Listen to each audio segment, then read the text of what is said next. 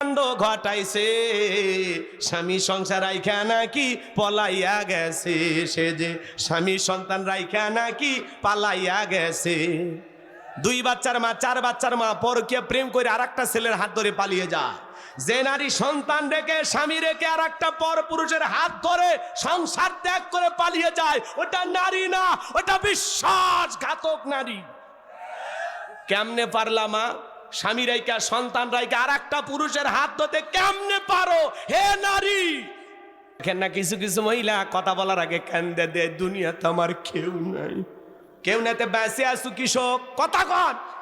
যেই মহিলা কথাই কথাই কাঁদবে বুঝবেন ওর ভিতরে ভেজাল আছে। কিছু কিছু মহিলা কথা বলার আগে কান্দে দেয়, চোখের পানি লেগে থাকে, মানে চোখে মোটর বসায় রাখছে, টিপ দেওয়া হয় না। যার বউ বেশি করে কাঁদবে ধমক দেবেন, এ চুপ, কাঁদবি না, ঘটনা কি হয়েছে আমারে খুইলা বল। তোর কথা শুনে যদি মনে হয় কান্না করা উচিত, স্বামী স্ত্রী একসাথে জামাত করে কাঁদা হবে। আল্লাহু আকবার, আল্লাহু আকবার, আল্লাহু আকবার। কথা কয় না কে? কিছু কিছু মহিলা কান্দেই মামলা জিততে চায়, কান্দে মনে কিচ্ছু বোঝে না। কথা কয় না কে? মানে দুনিয়ার কিছু বোঝে না, সব অপরাধ পুরুষের, ওর কোনো দোষই নাই, নিষ্পাপ জান্নাতি নারী, মনে হয় জান্নাত থেকে পালিয়ে আইছে। হ্যাঁ, রাগ করেন নাকি আপনারা? মন খারাপ করবেন না মা বোন যারা আবার শুনতেছেন, মা মন খারাপ করবেন না। আপনারাই তো নবীদের মা, সাহাবীদের মা, অলিদের মা, হাফেজ আলেমদের মা, আপনাদের প্রতি যথেষ্ট শ্রদ্ধা সম্মান আছে মা। কিন্তু আপনাদের মধ্যেই কিছু বাঁকেয়াগুলো আছে, বেকা আছে, পর্দা করবার চাই না, রং ঢং করে সাজে গুজে বেড়ায়। কথা কন নাকি আপনারা? নাটক সিনেমা দেখে উল্টা পাল্টা কাজ করে, এমন মহিলা আছে না? নাই। আপনাদের সিরাজগঞ্জ অবশ্য নাই, সিরাজগঞ্জের নারীরা সব ভালো, সব রাবিয়া বস্তু। রাগ করেন নাকি আপনারা? নেকা কান্নার অভিনয় করে ডেকে বলে, ও স্বামী, ইউসুফকে ছেলের মতো দেখতাম, আজকে সুযোগ পা আমার ইজ্জতের দিকে হাত বাড়াইছে, আর একটু দেরি হয়ে গেলে সর্বনাশ হয়ে যেত। মিথ্যা অপবাদ দিয়া, মিথ্যা তহমত দিয়া, মিথ্যা দর্শনের আসামি বানাইয়া 1 নয় 2 নয় আল্লাহর নবী ইউসুফ আলাইহিস সালামকে 9.5 বছর জেলখানায় বন্দী করে রেখেছিল জুলেখা। আজও পৃথিবীর জমিনে আলেমদেরকে ধর্ষণের মামলা দিয়ে জেলখানায় বন্দী করবে যারা, এ যুগের ডিজিটাল জুলেখা তারা। কথা বলেন, রাগ করতেছেন নাকি? এই জন্য যুবক, তোদের পায়ে হাত দিয়ে অনুরোধ করি, পা দুটা গা দে, সোনার টুকরা যুবক বাইরে, তোদের পা ধরে আমি গুনাহগারে বলে যাই, ওয়াল্লাযীনা হুম লিফুরুজিহিম হাফিজুন। মুমিন মাজার 4 নাম্বার গুনাহ বলি, নিজের যৌবনটাকে হেফাজত করা, নিজের যৌবনটাকে কন্ট্রোল করা। মুমিনের যৌবন হোটেলে বিক্রি হবে না, পার্কে বিক্রি হবে না। মুমিন কোনোদিন বিয়ের আগে অবৈধ কোনো সম্পর্ক করতে পারে না, মুমিন কোনোদিন পরকীয়া প্রেম করতে পারে না। কথা বলেন ঠিক কি না? এদিক যুবক, এই তোমাদের আওয়াজ শোনা, এদিকে আমার দিকে তাকাও। আল্লাহ তাআলা কিয়ামতের ময়দানে যৌবন কালের হিসাব নেবেন। কবির মনোযোগ দিয়ে কথাগুলো শোনেন। ওয়াল্লাযীনা হুম লিফুরুজিহিম হাফিজুন। মুমিন বান্দার 4 নাম্বার গুনাহবলী, নিজের যৌবনটাকে সংযত রাখা, নিজের যৌবনটাকে কন্ট্রোল করা, নিজের যৌবনটাকে হেফাজত করা।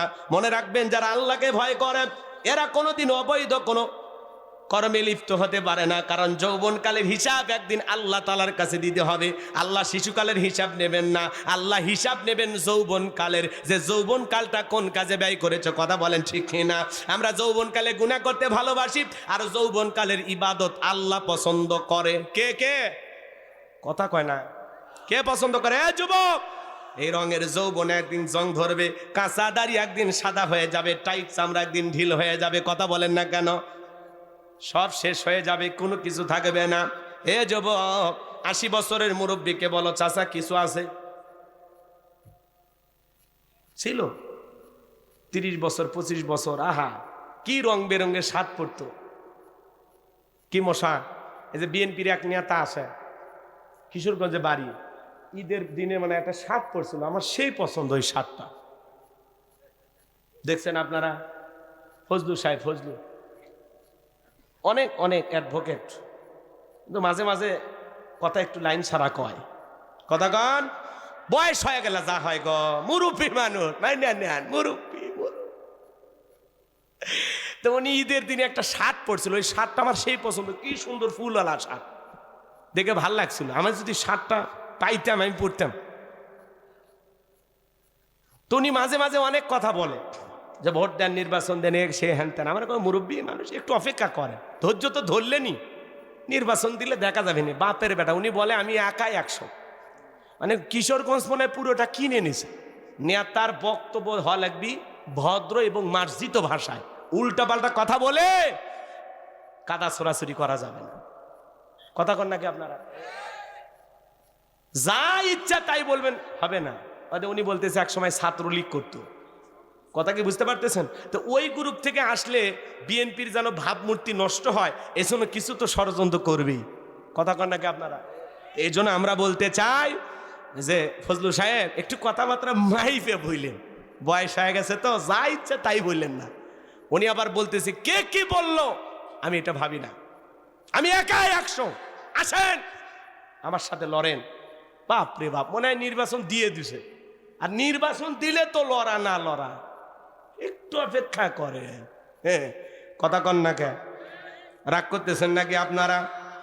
কিন্তু ওনার শার্ট দেখবেন, ওই শার্টটা কিন্তু খুব পছন্দ, ব্লু কালারের, আর এই যে ফুল আছে, মনে হচ্ছে যুবক। রাগ করতেছে আমার ভাইয়েরাম। আমি যে কথা বলতে চাচ্ছিলাম, হে যুবক, আল্লাহ তাআলা যৌবন কালের ইবাদত পছন্দ করেন। আমরা যৌবন কালে শয়তানের ওয়াসওয়াসায় পড়ে গুনাহ করতে ভালোবাসি, আর যৌবন কালের ইবাদত পছন্দ করেন তিনি কে? তাহলে যৌবন কালে বেশি বেশি ইবাদত করতে হবে কার? 70 বছর 80 বছরের মুরব্বী, পৌষ মাসের শীত, রাত 2টার দিকে বলে যদি বলেন চাচা পুকুর থেকে নামেন, গোসল করে আসেন, 2000 টাকা দেব, বলবে ভাতিজা রাত 2টা বাজে, পৌষ মাস মাঘ মাস, এই শীতের দিনে পুকুর থেকে গোসল করে আসার ক্ষমতা আমার নাই। কিন্তু একটা যুবককে যদি বলা হয় যুবক 2000 টাকা দিব, পুকুর থেকে একটু গোসল করে আসো, ও বলবে হুজুর কাপড় খুলছি, টাকা রেডি করেন। কথা কন। কারণ যুবকের একটা পাওয়ার আছে, স্পিরিট আছে। যৌবনকালে লম্বা সময় রুকু করা যায়, সিজদা করা যায়, যেটা বৃদ্ধকালে সম্ভব নয়। বৃদ্ধকালে লম্বা সময় রুকু থাকলে মনে হয় পড়ে যাব, বেশিক্ষণ সিজদায় থাকলে মনে হয় দমটা আটকে আসবে, জয়েন্টে ব্যথা, নামাজ পড়েও মজা পাওয়া যায় না, খালি কোতে আর কয় ও মাজাটা ধরছে ভাই। আর যুবক রং ঢং করে ঘুরতেছে মোটর সাইকেল নিয়ে, এদিক ওদিক বাউলি মারে, ট্রাকের তলে যায়, মগজ বাইর হয়ে যায়। এই ফুং ফাং করে যারা মোটর সাইকেল চালায়, হ্যাঁ, সেদিন এক অটোওয়ালা দেখলাম এমন কায়দায় মোর ঘুরতেছে, মনে হয় ওই হেলিকপ্টার চালাচ্ছে। পরে অটো সহ একেবারে খাদের নিচে পড়ে গেছে। যা না ধীরে চালা রে বেটা, ধীরে চালা। কথা কন না কেন? মাঝে মাঝে মাহফিল শেষে আমরা যখন যাই, 2-1টা অটোওয়ালা আসলে ভাই একটু সাইড দেন, অত তারাকে হুজুরের অত তারাকে, মানে সেই ভাব, আদব কায়দা নেই, একটু ভালো ব্যবহার করেন মানুষের সাথে, রাগ করেন। তাহলে যুবক ওয়াল্লাযীনা হুম লিফুরুজিহিম হাফিজুন, নিজের যৌবনটাকে সংযত রাখা, নিজের যৌবনটাকে কন্ট্রোল করা। আল্লাহর নবী ইউসুফ আলাইহিস সালাম যৌবনের পরীক্ষা দিয়েছিলেন। 2টা মিনিট ঘটনাটা একটু বলে দিয়ে যায়। জুলকা একটা গোপন কক্ষে নিয়ে যায়, 10টা দরজায় তালা বন্ধ করে কাছে যায়, বলে দিলে বড় জালারে পাঞ্জাবিওয়ালা, হুজুর তো কিছুই বোঝে না, হুজুর সবই বোঝে, নারীর ছলা কলা বোঝে না।